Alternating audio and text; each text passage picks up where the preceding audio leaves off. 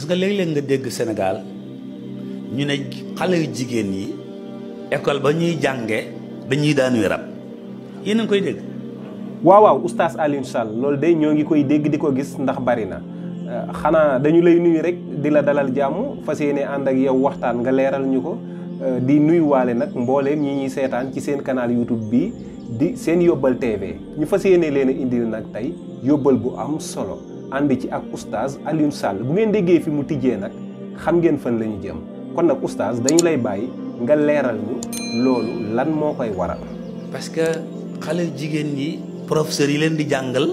peut-être jànguñu fiq. waaw waaw oustaz wax dëgg yàlla nag li ci ëpp moom comme ni nga ko waxee rek jànguñu fiq. booy xëy école te tey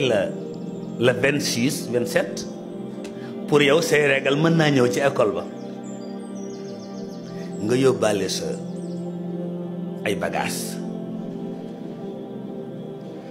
dem ba classe nga yëg dara dem ci toilette bi daal di changer loolu nga jële ci yow tem taq deret nga sànni ko noona ca mbalit ma mook deret ja daal di changer beneen ki ñëw toog. ah waaw oustaz ni nga wax nii de noonu lay demee wax dëgg yàlla te yaakaar naa ni tamit noonu la war a demee ah xaj na tamit sama xam-xam moo xaw a gàtt maak ñu bari ñiy seetaan xanaa ñu déglu la rek bu fekkente ni dafa am tamit benn conséquence bu ci am nga mën ñu koo leeral rek. jinne ji ñëw fekk fa nga sànni sa deret joojee mu di ko macc bu koy macc nga di ko yëg da ngay daanu. ah oustaz macha allah man nag fi mu toll nii damaa yéemu kon su ma la déggee bu baax loolu moo waral xale yi lu baree bari ñii daanu ci école yi. loolu moo leen daaneel ci école yi ndax dañ dul laab. waa oustaz Alioune Sall kon nag xale yi bu ñu gisee règle ba pare lan la ñu waroon a def. da ngaa war bu la dalee boo ko defee ba noppi ginnaaw nit du seexlu boppam nga teg ko ba mu njëkk def ci sab saak boo demee seen kër fóot ba mu set nga door a wàcc. waa ñoom bu leen ñàkk a xam ak xelum xale jàppee ba defuñu lii nga wax oustaz Alioune Sall lan moo leen ci mën a fekk. boo ko defut ku jël loola mën na la ca liggéey ba nga topp ko ni am xar waaye jinne yi buñ ko maraatoo mën na laa indil problème ñuy daanu ci école ya.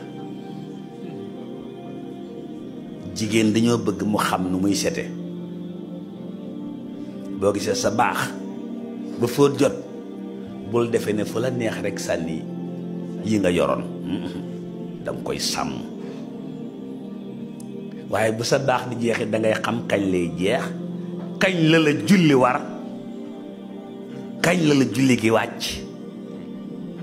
ñaata fan nga sañ a yokk ci say règle kañ nga sañ a yokk loolu mën naa tax ku la liggéey du la jàpp. macha allah yaa oustaz leeral yi am na solo xam-xam bi wér na. dañuy ñaan sunu borom dëgëral xam-xam bi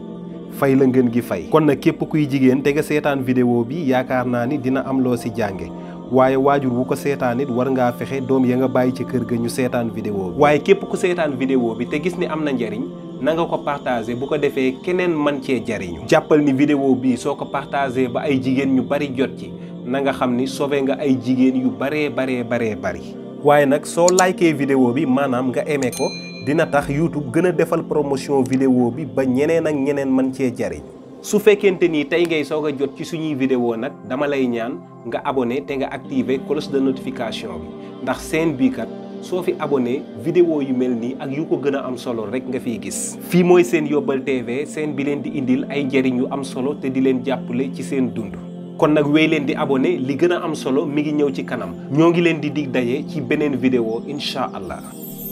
yegg si leen ak jàmm ci seen yóbbal seen bi leen di indil ay yóbbal yu am solo te di leen jàppale ci seen dund yaa ngi ci biir aboneel te def ko sa yitte seen yóbbal njariñu askan